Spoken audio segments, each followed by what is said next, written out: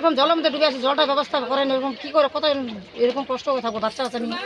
এই জল লেগে রয়েছে কেন, কি কারণে? সব বন্ডম সব বন্ধ করে দিয়েছে, জলটা কি করে বের হবে? মানে জল যাওয়ার রাস্তা নেই? না, যাওয়ার রাস্তা নাই। কতদিন থেকে এমন অবস্থা? আজকে 4-5 বছর এরকম অবস্থা থাকে।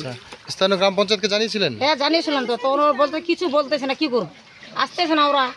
আচ্ছা, মানে পরিদর্শনে এসেছিলেন, দেখে গেছেন ওনারা কি? না, সামনে বছর ডেকেছে, আসে না, এই বছর দেখতে দেন ওদের।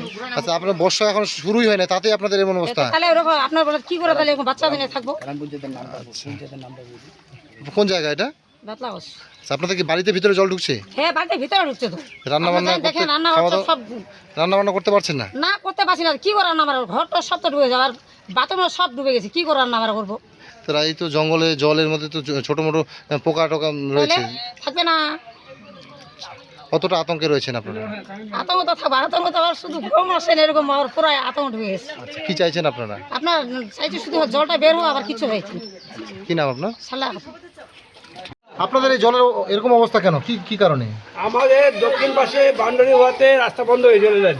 আচ্ছা, আমাদের পাশে আমার ড্রেনটা হওয়ার কথা, অর্ধেক ড্রেন হয়ে বন্ধ হয়ে আছে।